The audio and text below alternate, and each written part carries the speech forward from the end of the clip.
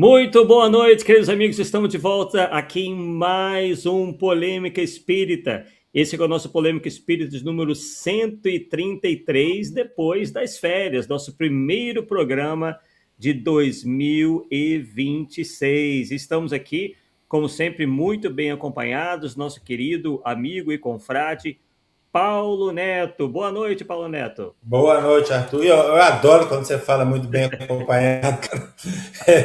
Boa noite, Cláudio Pecoraro. Boa noite, Chile. Realmente é um prazer danado estar de volta, né? Vamos ver se a gente consegue, este ano, fazer programas interessantes, continuando, pelo menos, a linha de programas interessantes. E é isso que é a nossa missão, né? Essa que é a missão. Vamos lá. Exatamente, exatamente. Esperamos aí que todos nós, né, tenhamos um bom ano 2026. Já estamos quase no finalzinho, né, de janeiro. Vamos daqui a alguns dias já ingressar em fevereiro e o nosso programa permanecerá, né, sendo transmitido quarta sim, quarta não. E na quarta de hoje nós temos este interessantíssimo tema intitulado Se não consta da codificação, não existe. Esse estudo vai ser conduzido hoje pelo Paulo Neto, que inclusive, né, vai falar sobre o seu mais novo e-book, que tem o mesmo título. Coincidência, né, Arthur? Peraí, o que está aparecendo para Saiu você? um negócio estranho aí. Peraí, de novo. Ah, Peraí, cara. Não tô entendendo. deixa eu Vamos lá ver. de novo. De novo. Tranquilo. Desejando boa noite a todos que estão conosco, né? Já mostramos aí o Cláudio Pecorari, a Sheila Siqueira, e aos poucos o pessoal vai sabendo, né, que estamos de volta e a nossa audiência volta aí à normalidade. Também vocês podem também nos ajudar, pessoal, a divulgar, né, essa live, né, esse estudo. Opa, Uai, cara, não tô entendendo o que tá acontecendo, ó, agora já não. foi, olha. Tá. Maravilha. Então compartilha aí no WhatsApp de vocês, no Facebook, enfim, entre os amigos, para cada vez mais aumentarmos a nossa família. Então, com a palavra, o Paulo Neto. Muito bem. Esse tema é um tema que sempre me incomoda, porque quase tudo que a gente vê, que escreve, reflete nesse tema, por incrível que pareça. E aí resolvi escrever e tinha que escolher um cara à altura para fazer o prefácio. Né? E esse prefácio está assinado por nosso amigo Arthur Azevedo. Meu amigo. 1,30 m de altura. Né? Então, hoje então vai ser legal porque ele vai poder participar tranquilamente, porque ele conhece o material, É. né? Trabalhou com o material, vamos ver. Então vamos começar com a nossa frase. Essa frase é de Kardec, onde ele diz o seguinte: a vaidade de certos homens que julgam saber tudo e tudo querem explicar a seu modo, dará origem a opiniões dissidentes. Nós vamos desenvolver os seguintes tópicos. Nós vamos fazer uma pequena introdução. Nós vamos trabalhar um item que a gente intitulou Leitores de um único autor, e vocês vão entender o porquê. As possíveis bases para ampliar, obviamente, o que está falando aqui é ampliar o espiritismo, a doutrina espírita, aspectos ignorados, condições que bloqueiam a realidade e, finalmente, a gente fecha com uma pequena conclusão. Vamos lá na nossa introdução. O que a gente tem observado é que muitas vezes a gente tem que retornar ao mesmo ponto para que as coisas fiquem claras. Então, há uns tempos atrás, nós elaboramos esse e-book com o título Espiritismo ainda não tem ponto final e trouxemos várias passagens, várias falas de Kardec que trazem essa ideia, né? E aqui não é óbvio que eu não vou ficar repetindo tudo, mas vou trazer algumas delas aqui só para a gente poder trabalhar. Acho que são 3 só, mas é necessário porque tudo tem a ver com o nosso trabalho, com esse próprio e-book. Então, vamos lá. Então, a primeira fala de Kardec foi, nós tiramos do mês de novembro de 1861. Aí, tem um certo ponto, ele diz assim: trazendo nossa pedra ao edifício, colocamos-nos nas fileiras. Não nos cabe ser juiz e parte. E não alimentamos a ridícula pretensão de ser o único distribuidor da luz. Compete ao leitor separar o bom do mal, o verdadeiro do falso. Eu achei interessante porque essa comparação que ele faz, nossa pedra ao edifício, colocar nossa pedra ao edifício ou trazer, tanto faz, é algo simbólico. Porque se a gente imaginar que não vamos pensar que o edifício todo é feito de pedra, vamos, então tá, tudo bem, mas vamos dizer que pelo menos a base do edifício é feita de pedra, né? Pelo menos antigamente era muito mais de pedra, não tinha concreto, não tinha ferragem, não tinha nada, era tudo na base de pedras, né? Então, o que ele está falando assim, ó?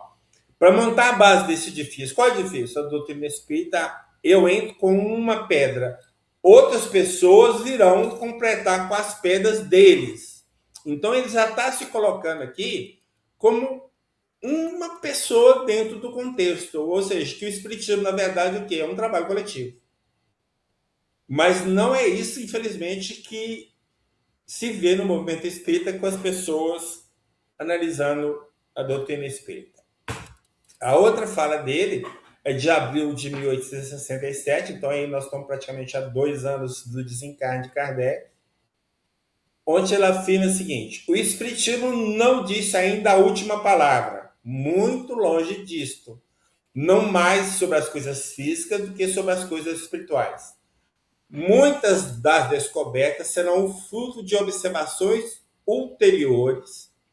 O Espiritismo não fez de alguma sorte até o presente, ou seja, em 1967, senão colocar os primeiros degraus de uma ciência cuja importância é desconhecida. E agora? Com a ajuda do que já descobriu, ele abre àqueles que virão depois de nós o caminho das investigações numa ordem especial de ideias. Aqui é mais uma vez muito claro, Kardec deixa que outras pessoas iriam completar a revelação espírita. Então não é um trabalho exclusivo dele, tá? No entanto, como eu disse, o movimento espírita imagina que o espiritismo é só Kardec, não existe nada mais além de Kardec, não é isso, Arthur? E lá em 1968, mês de dezembro, aí 3 meses, né, do desencarne, as bases do espiritismo estão sem dúvida estabelecidas, mas ele precisa, presta atenção, ser completado por muitos trabalhos que não pode ser obra de um homem só. Meu Deus! Mais claro do que isso, não tem como.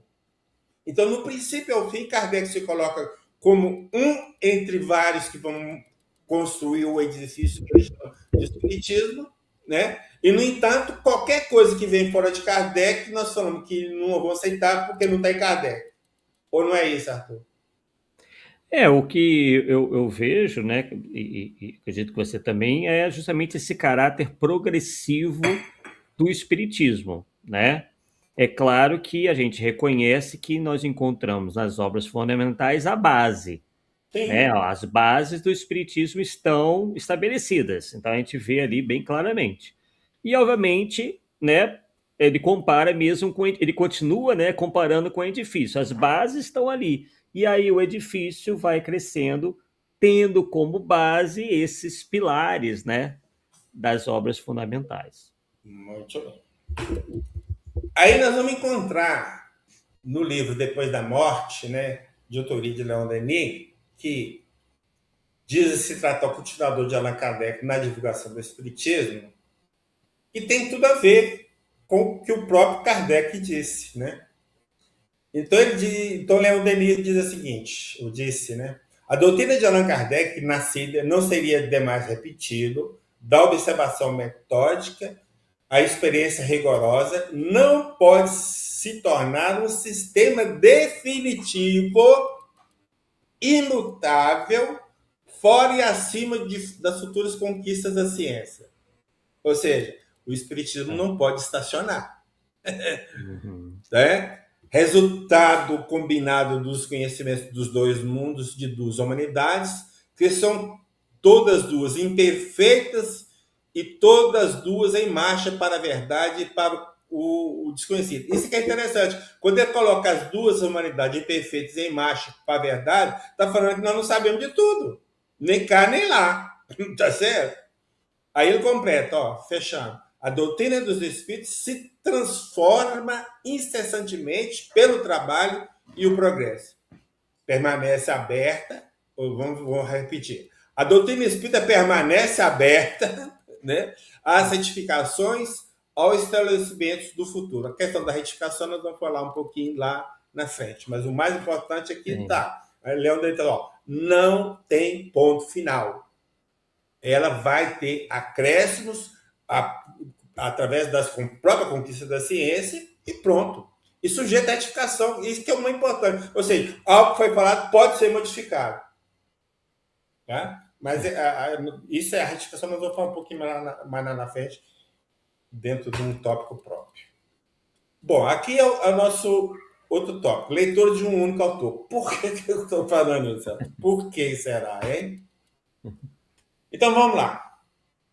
Livro dos Médios, capítulo 3º, está falando do método, e tem uma parte intitulada Noções Preliminares. Então, Kardec diz o seguinte: os que desejam conhecer tudo de uma ciência, e só lembrar que, neste momento, para ele, o Espiritismo era ciência, né? Devem ler necessariamente tudo que se acha escrito sobre a matéria, ou pelo menos as coisas principais, não se limitando a um único autor. Então, está aqui o motivo do título. Não se limitando a um único autor. Todas as pessoas, todas não, a grande parte dos espíritas, sinto muito, Arthur, mas está se limitando a um único autor. Qual autor? A Kardec. Só lê Kardec, só não sei Kardec, outros é só André Luiz, outros é só André Luiz, e vai por aí. Então, só lê uma coisa. Esses, vamos dizer assim, aqueles autores espíritas clássicos, por exemplo, que nós vamos falar lá na frente, citados, eles desconhecem, cara, né? Aí, olha que Kardec continuou, ó, deve mesmo ler os prós e os contras, cara. Olha, para você ver as críticas como as apologias. Iniciar-se nos diferentes sistemas a fim de poder julgar por comparação. Isso é o fundamental, julgar por comparação. Para mim, está dentro daquele critério que chama de controle universal dos ensinos dos espíritos. Sim. Você compara, analisa e compara. Certo? Aí vem lá. Então, poucos estudiosos conhecem a produção literária de, por exemplo, né? Claro, tem mais, mas só de exemplo. Leon Denis, Gabriel Delany, Gustave Gelei, Ernesto Bolzano, são que eu posso citar, poderia mais, mas só para não ir muito longe. E aí eu vou aproveitar porque foi um e-book que nós publicamos recente, né? Sobre com o título A Pesquisa de Ernesto Bolzano confirma e completa a codificação espírita. Eu estou afirmando, confirma e completa. Agora, se você sabe, para saber se eu estou doido ou não, né, Arthur? Tem que ler, tá certo? Tem que ler para ver o que é que está lá, tá certo? Esse aí também, esse material o Arthur conhece, com certeza. Bom, e a coisa que eu achei mais interessante, tem uma obra chamada Catálogo Racional, que o título completo é Catálogo Racional, Obras para se fundar uma biblioteca espírita, também inteiramente desconhecido do meio espírita, né? Uma obra que Kardec publicou no ano de 1869, onde ele lista vários tópicos, né? E tem um tópico lá das obras que vai sugerir, presta atenção no título, Obras contra o Espiritismo. Sim. Cara, isso é fantástico, porque demonstra assim, que ele não tem medo.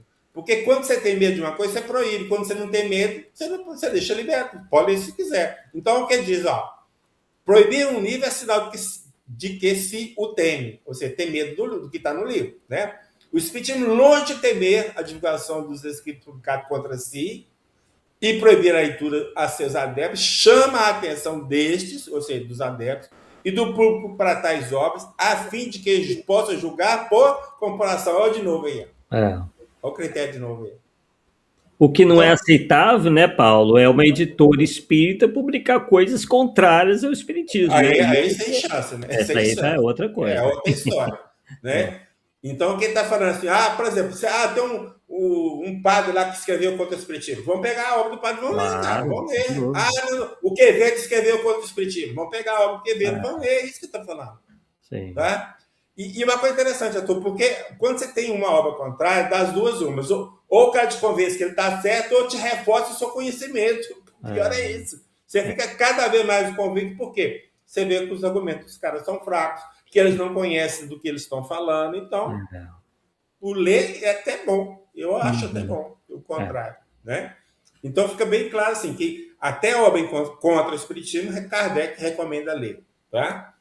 Então, são outros autores que não ele. Né? Uhum. As possíveis bases para ampliar. Para ampliar a doutrina espírita, os pontos princípios doutrinários. Tal. Então, lá, o Leon Denis disse o seguinte, que a doutrina a filosofia espírita permanece aberta às retificações, aos novos, aí eu acrescentei só para ter o sentido, aos novos esclarecimentos. Diante do quadro atual, hoje, né, que nós estamos vivendo, salvo o melhor juízo, entendemos que existe pelo menos 5 possibilidades para que isso venha a ocorrer. Ou seja, retificar ou acrescentar novas coisas, certo? Primeiro, revelação dos espíritos superiores. Jamais devemos nos esquecer que muitos pontos doutrinários foram dosados à nossa capacidade de entendimento. Isso se comprova em 2 trechos da Revista Espírita de 1865, mês de maio e agosto. Vamos lá. Isso aqui tem uma mensagem assinada pelo Espírito Jorges. Essa mensagem tem um título de Estudo sobre a Mediunidade. E no final, Kardec faz uma nota. Então, nós vamos tirar dos comentários de Kardec dessa nota esse pequeno trecho. Então, Kardec disse o seguinte: o progresso da ciência espírita, que se enriquece a cada dia de novas observações. Então, aqui você está vendo que ela não é estanque, né, Arthur? Uhum, sim, Né? sim. Nos mostra quantas causas diferentes e influências delicadas que não se supunha são submetidas às relações inteligentes com o mundo espiritual, ou seja, entre nós e o mundo espiritual. Agora, o que eu acho mais interessante. Os espíritos não podiam ensinar tudo ao mesmo tempo. Mas, como hábeis professores, à medida que as ideias se desenvolvem, entram em maiores detalhes e revelam os princípios que, dados prematuramente, não teriam sido compreendidos e teriam feito confusão em nosso pensamento. Ô, meu amigo, aqui então está mais que explicado. Então, os espíritos não disseram tudo porque nós não íamos entender e nem absorvemos o que ele já tinha ensinado. Então, passaram coisa lá para quê? Uhum.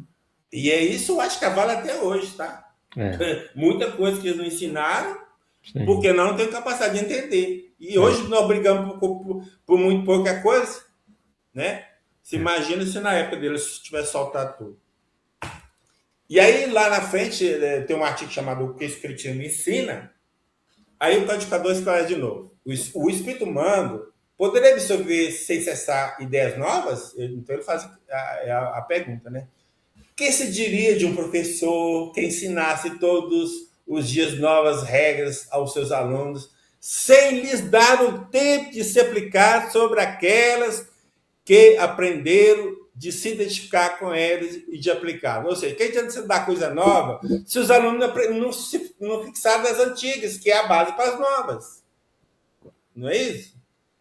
Sim. Aí a comparação que ele faz. Deus seria, pois, menos previdente e menos hábil que um professor? Tá certo? Uhum. Aí é completo. Em todas as ideias novas, deve se encaixar nas ideias adquiridas. Se essas não são suficientemente elaboradas e consolidadas no cérebro, ou seja, se nós não aprendemos bem, se nós não as dominamos bem, não adianta nada, né? Então, se o espírito não as assimilou, as que se quer nele implantar não tomam raiz, semeia no vazio. Então, se você não sabe bem um para trás, a nova ideia não implanta, ou seja, você não consegue assimilar, consegue incorporar, então fazer efeito nenhum para você. Né? Aí, e o segundo item, então, seria depoimento de espíritos errantes. Livro dos Médios. No item 281. Não se segue daí que sejam inúteis as comunicações dos espíritos de ordens menos elevadas. Por que, que eu busquei esse texto? Porque normalmente eles acham que a doutrina espírita foi montada só em intercâmbio, vamos dizer assim, com espíritos superiores. Deu para entender, Arthur? Quando na verdade não foi. Kardec teve muita comunicação com os espíritos superiores, mas os inferiores, que ele chama de menos ordem menos elevada, ele aprendeu muita coisa, e é o que ele vai falar. Então, ó, para se conhecer os costumes de um povo, é preciso estudar em todos os graus da escala.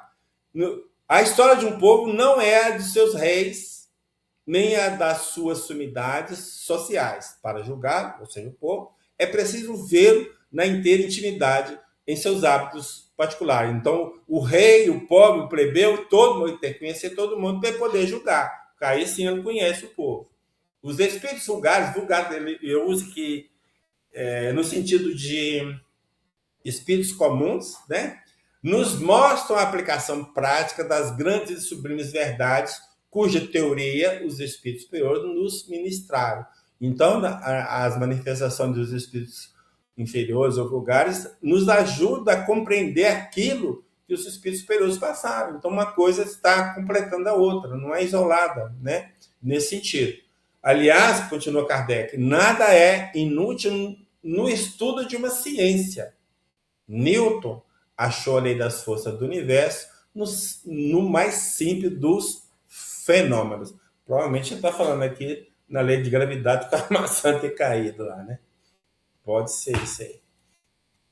Então, a análise comparada e a convergência das provas, no fundo, trata-se do controle universal. São os recursos que devem ser empregados, é por meio deles que estabeleceremos os pontos que completam a codificação kardeciana.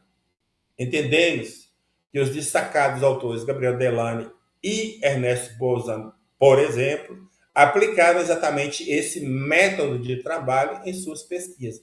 E esses dois, pior ainda, que são totalmente desconhecidos, praticamente não são citados nos textos que a gente vê sendo publicados pelos autores ou escritores espíritas, infelizmente. Pelo menos a grande parte deles. Parecendo que o Arthur caiu aí. Os fatos, o terceiro item, então, seria os fatos constatados. Talvez poucos adeptos do espiritismo conheçam esta afirmação de Allan Kardec, constante do item 34 do capítulo 3º, método, da primeira parte do livro dos médiuns. Foi pelos fatos que chegamos à teoria. É certo que para isso tivemos de nos consagrar a um trabalho assíduo durante vários anos e de fazer milhares de observações. Mas justamente porque os fatos nos serviram e nos servem todos os dias, seríamos inconsequentes conosco mesmo se contestássemos a sua importância. Então a gente vai perceber, pelo menos no meu caso eu percebi na obra de Kardec, que os fatos para ele eram mais importantes do que qualquer coisa. Muitas vezes até acima daquilo que foi revelado pelos espíritos. Nós vamos mostrar um caso, tá? Que é o caso, exatamente o caso da possessão. Então, o que é que acontece? No livro dos espíritos e no livro dos médiuns, os espíritos enfaticamente afirmam que não há possessão física. Entretanto, Kardec, ao deparar-se com os processos de Morzine e com o caso da senhorita Júlio, ele passa a aceitar a possessão física e vai registrar isso no livro A Gênese. Então, o nosso primeiro problema está aqui. O livro A Gênese é pouco lido, a não ser que recentemente ele ganhou uma repercussão muito grande em função daquela polêmica se tem adulteração, se não tem. Então, teve esse ponto. Foi mais lido, mas ainda é desconhecido, a grande maioria. Então, está lá registrado a nossa nova posição. Então, Kardec deixou consignado na codificação essa mudança de pensamento. E para quem quiser, né, aprofundar neste tema, eu sugiro aí o nosso e-book Possessão e Incorporação Espíritos possuindo fisicamente os encarnados, que eu trato desse tema, todas as nuances que tem aí, o desenvolvimento do pensamento de Kardec e o próprio registro na obra A Gênese, para finalizar lá essa evolução do pensamento de Kardec. Então, outra coisa que pode mudar ou ampliar serão os avanços da ciência materialista, né? Então, para evitar problemas futuros, Allan Kardec orientou em A Gênese, no capítulo 1, Caráter, Revelação e Espírito, no item 55, de forma objetiva o seguinte: caminhando de par com o progresso, o espiritismo jamais será ultrapassado, porque se novas descobertas lhe demonstrassem estar em erro acerca de um ponto qualquer, ele se modificaria neste ponto. Se uma verdade nova se revelar, ele a aceitará. Então, quando a gente fala em ciência, né, da ciência, a gente também entende que parte da ciência, né, que seria a descoberta de novas verdades, estaria baseado nos fatos, né? Então, ele é muito tranquilo. Ó, se alguma coisa nova provar que nós estamos errados no que nós falamos, simplesmente mudar. Isso significa retificar, mudar de opinião, né? Então, fica bem claro que Kardec previu essa situação e, em alguns casos, ele mudou e nós vamos mostrar isso também. Então, por exemplo, o que nós temos de ciência segundo a minha concepção? Na minha percepção, e por essa pesquisa que eu fiz, com o título publicado nesse livro, Perispírito, Prova Científica de Ser Humano do Corpo Físico, para mim é pacificamente que o perispírito é módulo do corpo físico e possui os órgãos. Isso, para mim, é cientificamente provado. Ah, mas Paulo, então leia o livro e você vê que nós vamos trazer todos os elementos para sustentar essa conclusão. E se eu estiver errado, por favor, que me aponte onde que eu estou errado. Mas esse de achar que você está errado não me faria mudar de ideia. O que me faz mudar de ideia é alguém mostrar que eu estou equivocado em algum ponto dentro da obra. Então, nesse livro, né, nós apresentamos 29 pesquisadores, entre eles tem, se não me falha a memória, 5 espíritas, que defendem a necessidade de um algo invisível para que o corpo dos seres vivos assuma as respectivas formas, o que, na visão espírita, nada mais é do que o perispírito. Diversas designações foram atribuídas por esses 29 pesquisadores. Entre elas, nessas designações, nós temos ideia diretriz, nós temos força organizadora, nós temos campo morfogenético e outros títulos, mas tudo trazendo a mesma ideia. Então, 29 pesquisadores, eu acho que é um número significativo para a gente querer derrubar em função de achismo nosso, ou de talvez uma produção literária que não corresponde, não chega aos pés de grande parte deles, né? Então, melhor a gente ficar no que a gente tem. Então, uma coisa interessante, né? A questão dos órgãos, por exemplo, só peguei, né? Então, quem nega a existência dos órgãos, então, talvez desconheça a pesquisa de William Crookes com a médium Florence Cook, através da qual dessa médium manifestava o espírito Kate King, né? Então, William Crookes diz o seguinte, afirma no livro dele, Fatos do Espírito, contei as pulsações de Kate. Quem é Kate? É o espírito Kate King. Auscultando o peito de Kate, eu ouvia um coração bater. Olha, pulsações, coração, o que é isso? Como não tem órgãos, né? E mais ainda, né? No livro Reencarnação, Gabriel Delano observa que William Crookes não foi o único cientista a investigar a materialização dos espíritos, né? Ele cita o Dr. William Whitman, presidente da Sociedade de Antropologia de Liverpool, também relatou experiências semelhantes. Em carta enviada a Alexander Kazakov, é russo, né? Wittmann descreve suas observações sobre formas materializadas. Então, ele, em certo momento, ele diz: eu as examinei, as formas, né, materializadas, né, com o auxílio de vários instrumentos nelas, nas formas, verificar a existência da respiração, só respira quem tem pulmão, e da circulação, só quem tem coração. Então, assim fica registrado que o Dr. Wittmann não apenas testemunhou tais fenômenos, mas chegou a escutar fantasmas constatando sinais vitais como respiração e circulação.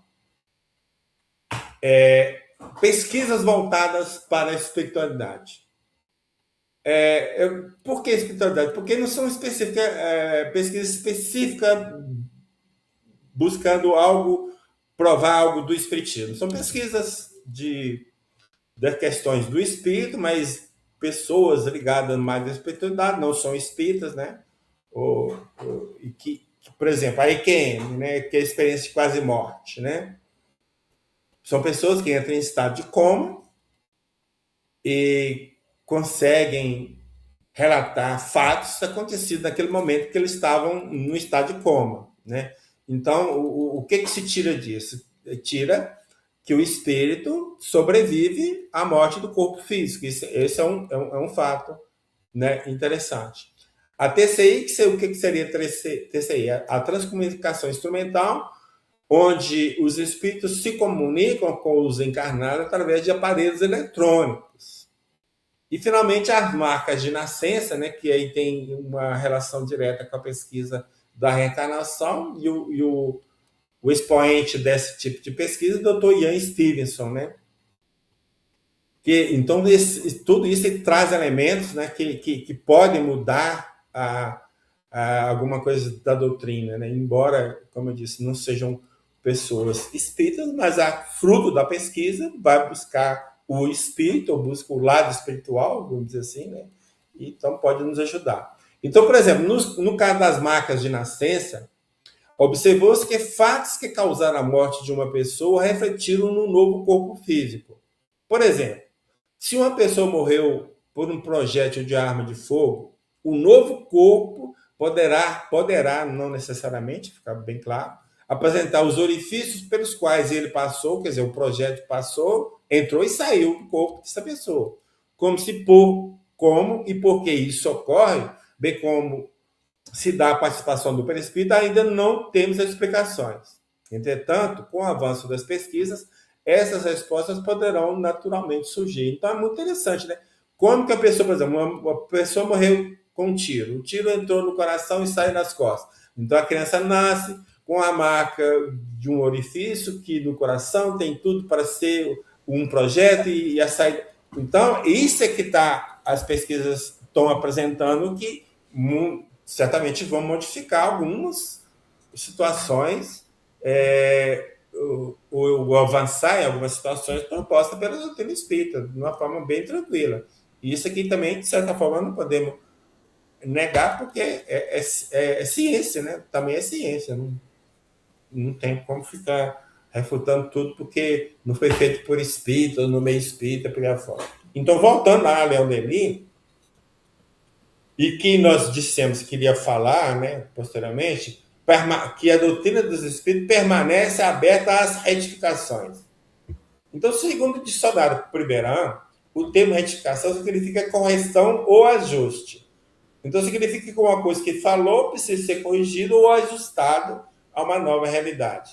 Então, no contexto espírita, trata-se da possibilidade de aperfeiçoar e atualizar a doutrina à medida que novos fatos se apresentam. Esses novos fatos podem ser fatos constatados, podem ser fatos que a ciência vem nos apresentar e que dali a gente pode tirar uma conclusão ligada à doutrina espírita. Então, a grande novidade, e para muitos aqui, é que o próprio Allan Kardec realizou retificações em algumas situações, como, por exemplo, na revisão entre a primeira e a segunda edição de O Livro dos Espíritos, em nosso artigo Mudança de Posição após a publicação da primeira edição do Livro dos Espíritos, listamos 7 casos. A possessão é um deles, que nós já citamos. Agora vamos ver, assim, é só a partir de exemplo, mais os outros 6. Então, o primeiro, momento de ligação do espírito ao corpo. Na primeira edição do Livro dos Espíritos, tem que o espírito era ligado no momento do nascimento. Na segunda edição, já passou para o momento da concepção. Quando ocorre a separação da alma do corpo. Então, lá na primeira edição, fala que a separação era instantânea. Já na segunda edição, falou que era gradualmente se separava a alma do corpo. Então, aqui é mudança radical. A questão da perturbação espiritual após a morte. Então, na primeira edição, fala que assim que desencarnar, o espírito tinha consciência imediata, né, da realidade. Depois passou para, não essa consciência imediata, mas para algum tempo ele estaria em estado de perturbação. Então, se estaria algum tempo em estado de perturbação, ele não tinha consciência imediata da sua situação no mundo espiritual. Então, aqui a mudança é 360 graus, né?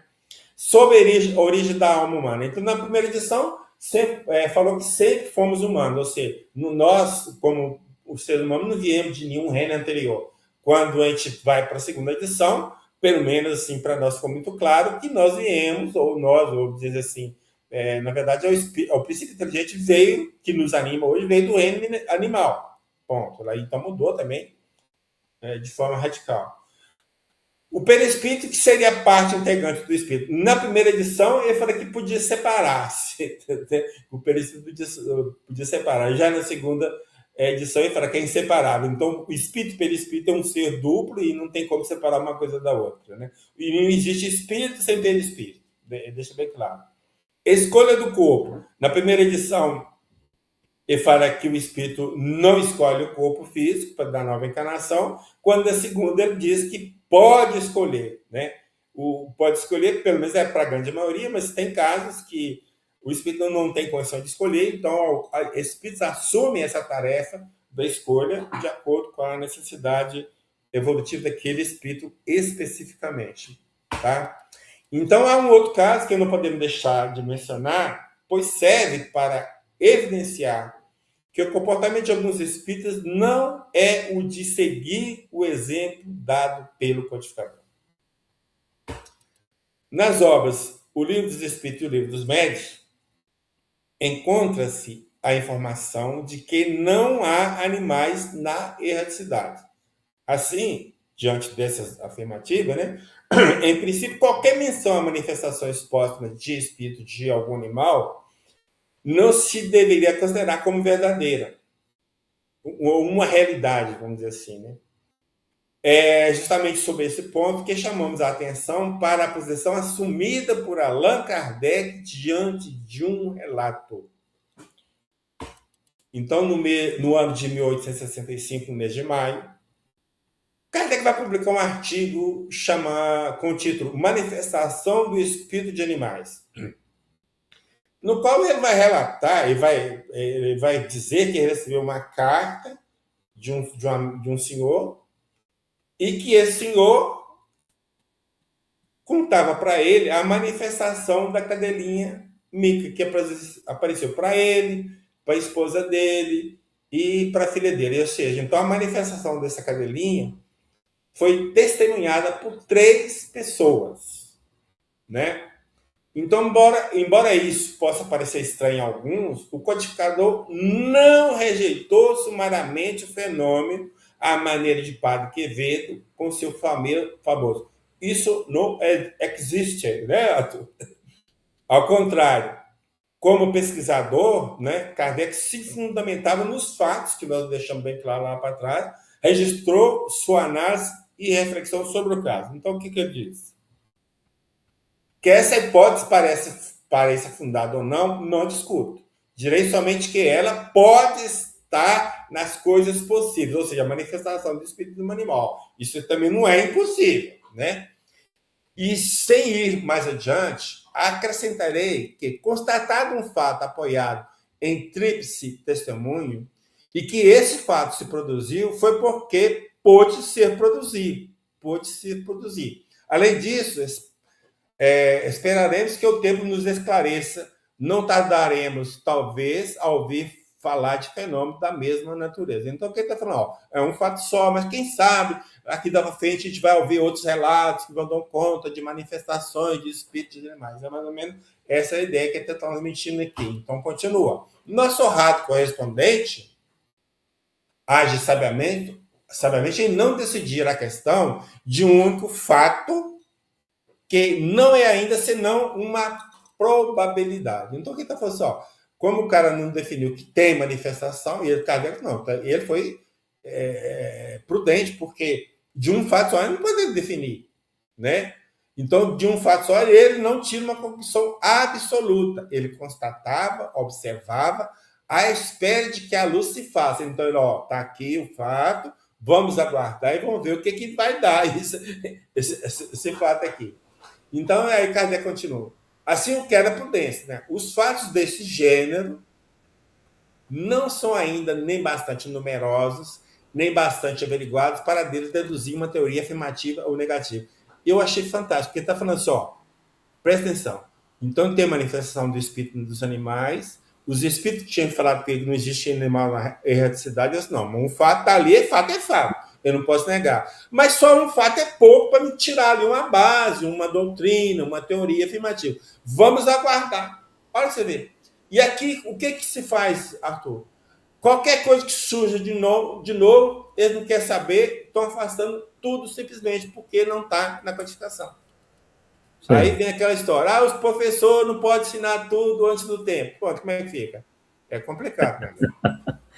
Paulo, nós estamos com uma participação muito importante agora no programa. Ele vai falar aqui com você. Espera aí, ó. Isso não existe. Pois é, cara. Aí você vê. Você tirou... É incorporação de quem aí, certo? Você está incorporando o cara aí, cara? Que é isso? Então, eu achei esse caso aqui da cadelinha mico fantástico, sabe? Porque mostra a incoerência que nós espíritas estamos, Arthur.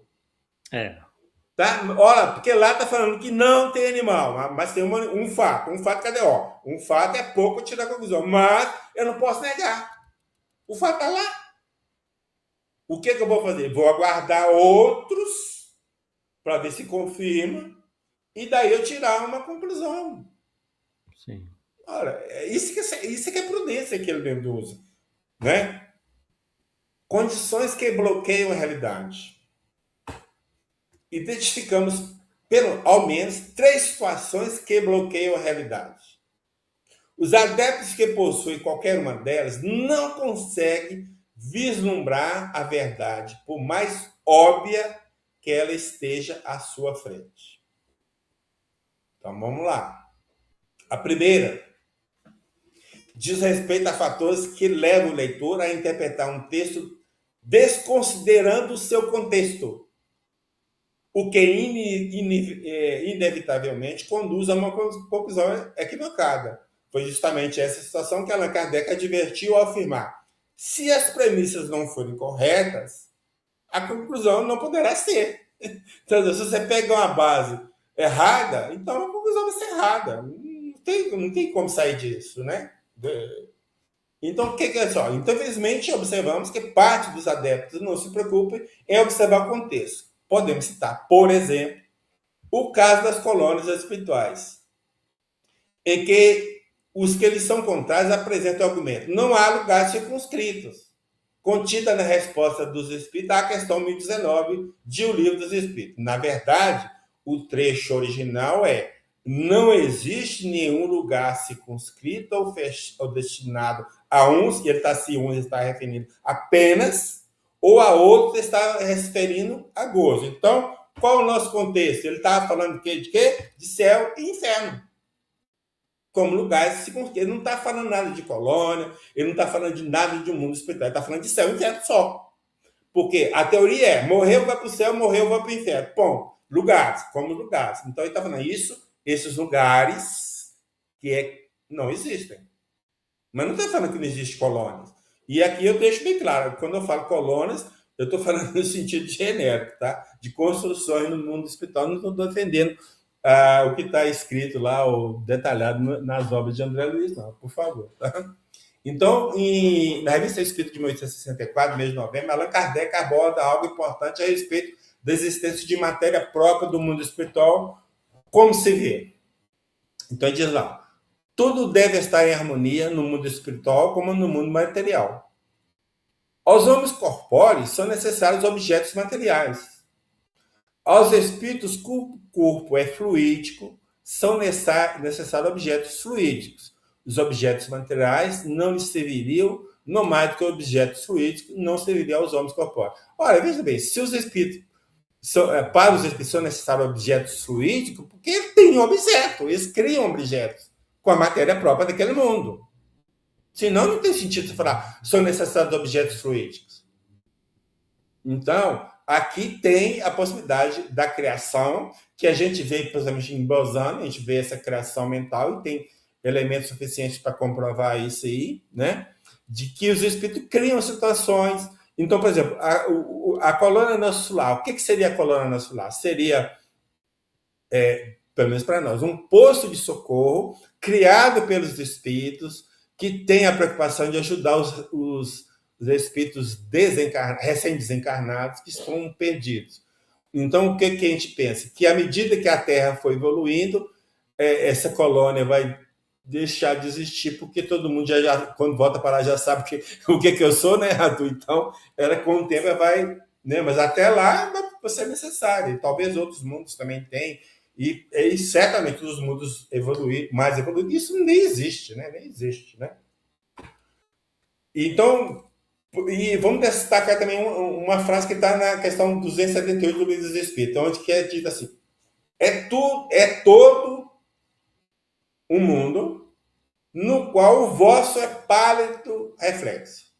E aí eu lembro da mensagem de Mesmer, publicada na revista de 1865, quando ele diz: o mundo dos espíritos não é o reflexo do vosso, é o vosso que é uma grosseira e muito imperfeita imagem do reino do além-túmulo. Então, as coisas fecham, principalmente considerando com a questão dos objetos fluídicos que nós tratamos aqui na Revista Espírita. Então, em nossa pesquisa, só completando, conseguimos levantar 55 fontes que tratam de construções no mundo espiritual, sendo 26 dessas fontes, 26 dessas fontes, anteriores aos relatos de André Luiz. Então, não posso falar que colônia foi André Luiz que criou, que inventou. Não foi mesmo. E nem dentro da psicografia de Chico Xavier, nem ele foi o primeiro a falar de colônias.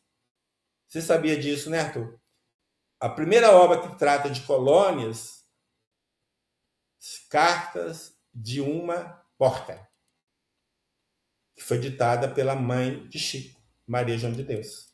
Então, lá, uma referência rápida, sem muita descrição, mas está lá, tem referência de colônia. Então, querer atacar André Luiz porque fala em colônia, nós está atacando a pessoa errada, tá certo?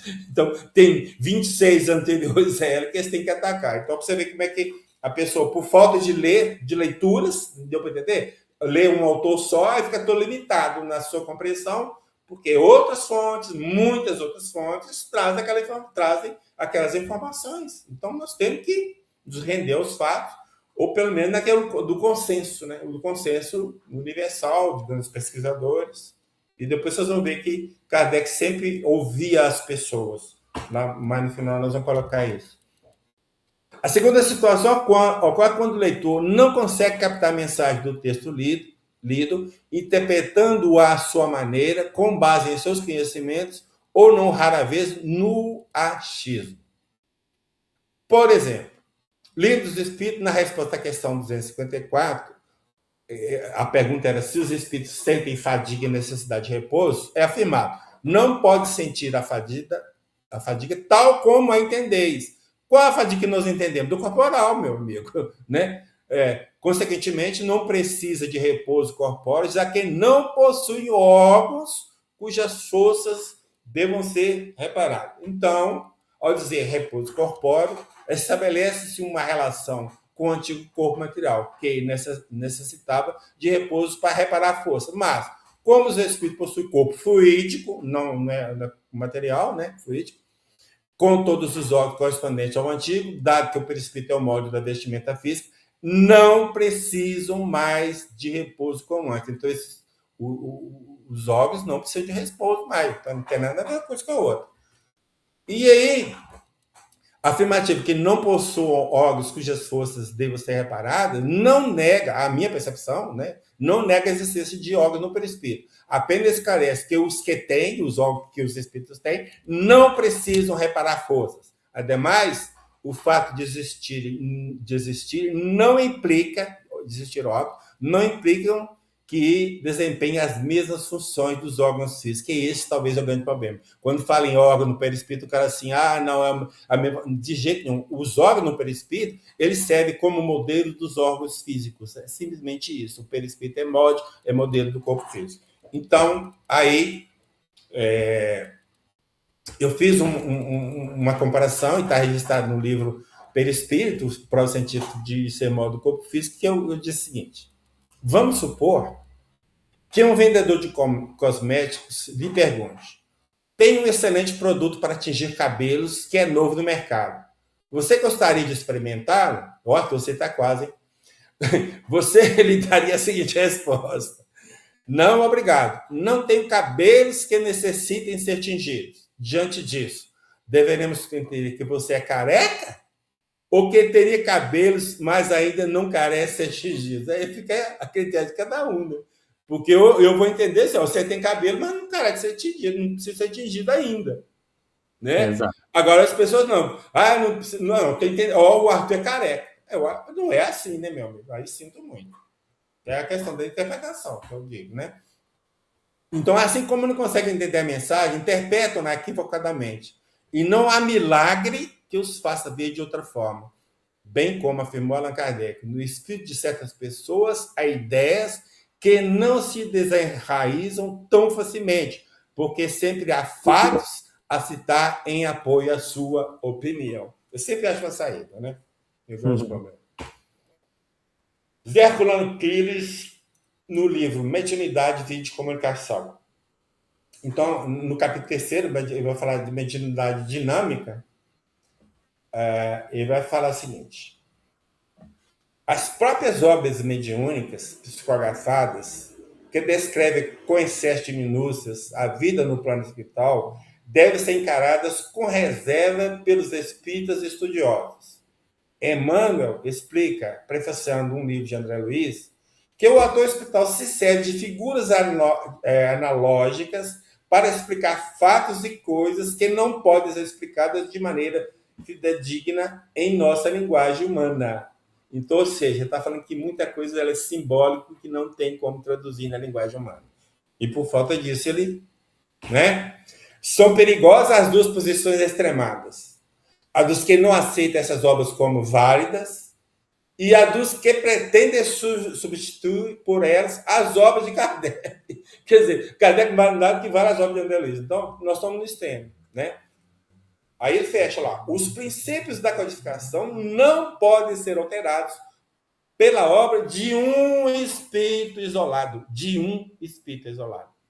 E, num outro momento, ele fala que as colônias, né, narradas por André Luiz, são realidade, sim. Os detalhes, as minúcias, que é por conta do autor, tá certo?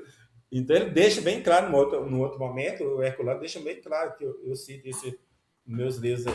Bom, então, em quase toda a situação, o extremismo não deve ser aplicado, sob risco de ocultar a verdade e resvalar no fanatismo. Infelizmente, no movimento espírita, há adeptos que se recusam terminantemente a aceitar o que vem de determinado autor espiritual. Essa postura, em geral, apoia-se no preconceito. Péssimo conselheiro, como sabemos. Herculano Pires judiciosamente diz: do ponto de vista espírita, tá errado aí. Um fanático espírita é uma aberração, porque o espiritismo é uma doutrina racional que não comporta fanatismo. É isso aí, né, Arthur? Não tem, é bem... E agora nós partimos para a nossa conclusão. Desde os seus primórdios, Allan Kardec já se via diante de negacionistas a ponto de dizer: é um fato constatado que o espiritismo é mais entravado por aqueles que o compreendem mal do que por aqueles que não o compreendem de todo, e mesmo por seus inimigos declarados. Como é que é, pô? Então nós entravamos mais que os outros, o que não entendem nada dos inimigos, é isso que está falando? É. Infelizmente, é entre esses que o compreendem mal que encontramos os adeptos que o entravam. Sinto muito. Voltamos a informar que todos os nossos textos, artigos, tudo, são avaliados por pessoas com conhecimento doutrinário acima da média. Sempre procuramos seguir esse pensamento de Allan Kardec, publicado na Revista Espírita de 1859, mês de julho. Duvido que os pretensos negacionistas conheçam esse pensamento que eu adoro. Duvido, eu adoto, como diz o outro. Não adoto uma ideia, senão se ela me parece racional, lógica e está de acordo com os fatos. Ó, os fatos, tá vendo aqui, Arthur? Os fatos. E as observações. De nada sério, se nada sério, vem contradizê-la. A ideia, né? Mas, olha aqui que é o mais importante. Mas meu julgamento não poderia ser critério infalível. E como trata o pensamento de Kardec ou as informações de Kardec, se não como infalível? Mas ele está falando que não é. Como é que fica? Então ele continua lá. O assentimento que eu encontrei numa multidão de pessoas mais esclarecidas do que eu é para mim uma primeira garantia. Como é que é o negócio, Arthur? Então quer dizer que Kardec ouvia as outras pessoas para ficar seguro que ele estava falando estava certo? É isso? Ué, mas peraí. Mas ele não era o supra-sumo que sabia tudo sozinho, estava assistido pelos espíritos, aí ele não precisava de ouvir as outras pessoas, não. No entanto, eu ouvia, cara. E quando a gente ouve as pessoas, ou busca pessoas, o Paulo está não sei o quê, está não sei o quê, tá... Entendeu? Como é que fala? Né? Aí continua lá. É para mim a primeira. Encontro uma outra garantia, não menos preponderante, no caráter das comunicações que me fizeram desde que me ocupo com o espiritismo. Então, que tem as pessoas e tem as comunicações que ele analisa também para ter sustentação. Esses dois lados. Então, o que eu sempre uso? A opinião de outras pessoas que sabem mais que eu, estudiosos, pesquisadores, e aquelas informações que eu tenho da codificação, para fazer a comparação, a análise comparada, e dali tirar uma conclusão. Que pode ser certa, como pode ser errada. Agora, se está errado, eu quero que me prove por que está errado. Não porque eu acho que é assim, porque aí não dá. Se você tem lá, igual a gente apresenta, uma lista de fontes extensa, muitas vezes, fora da codificação, de outros autores, inclusive autores espiritualistas, que sustentam uma informação, e você vem se apresentar Kardec, só Kardec, para derrubar aquilo que eu falei, é pouco, meu amigo, porque o próprio Kardec está recomendando você ler até as opiniões contrárias. Eu sei se eu estou lendo Kardec, então tem alguma coisa errada nessa história, né? O que percebemos nos críticos de plantão é a ingênua ideia de que passemos a compactuar com o que pensam. Mas, novamente, recorreremos ao codificador, que em O Livro dos Médiuns, item 300, disse: agora, você vai ver. Não aceitamos com igual confiança o ensino de todos os homens, e entre duas doutrinas, ou duas opiniões, né, Arthur? Preferimos aquela cujo autor nos parece mais esclarecido, mais capaz, mais judicioso, menos acessível às paixões. Assim se deve proceder com os espíritos. Então, eu prefiro mais um Gabriel Delane, um Leon Denis, um Ernesto Bozano do que o Achiro de muitos por aí. Deu para entender ou não? Então, essa é a razão pela qual estamos a citar, tanto quanto possível, autores espíritas clássicos, bem como estudiosos amplamente reconhecidos pela sua profunda compreensão da doutrina espírita. Então, eu cito por isso. Né? E é bom esclarecer, já aqui repetindo, que não somos contra a crítica ao que escrevemos, mas exigimos, em primeiro lugar, que o crítico tenha realmente lido e, em segundo, que apresente as fontes de cada item que não possua respaldo doutrinário. Ou seja, cada item que eu falei que não tem respaldo, que ele aponte as fontes, mostrando que eu estou errado ou não. Porque, como eu sempre digo, achismo por achismo, eu fico com o meu. E aqui, fechando, o título deste artigo foi inspirado no primeiro quadro dessa tirinha postada na página Espitirinha no Facebook. Se não está na codificação, está errado, tá certo? Ele que me inspirou, né? Vamos dar ao Wilson Pontes o crédito pelo título, porque eu achei fantástico, né? E no final, no último quadro, ele coloca a sugestiva frase: amai-vos primeiro e instruí-vos depois. Espírito de verdade. É bem sintomático, pois o que sempre vemos é a agressão verbal entre os opositores espíritas. Se tivesse no meio da rua, era rolar na areia. Viu, Arthur? E é esse que é o ponto. Não sabe respeitar a opinião contrária do outro, sempre agredindo, sempre querendo desqualificar o autor que é contrário à sua ideia. E não é por aí, meu amigo.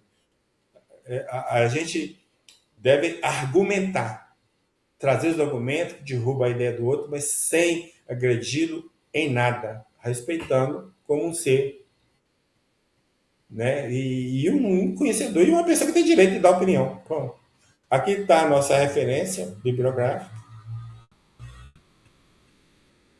Alexandre Casacoff, William Crookes, Gabriel Delane, Leon Denis, né? Então você vê que tem gente de fora também, né, Arthur? Aqui na internet eu peguei várias coisas também, inclusive textos meus também, que trabalhamos, para citar.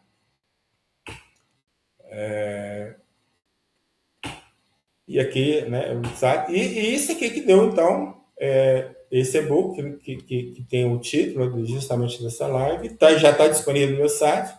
Eu tenho que só ajustar uma coisa que eu vi que está errado aqui, separei errado, não sei se é no slide ou se é lá no texto original, mas de qualquer forma que está lá. Basicamente está o que nós falamos aqui com os comentários que nós fizemos sobre cada item deste aqui falado. Então, o que nós tínhamos para a noite de hoje. O Arthur caiu de novo, meu Deus. Caiu de novo.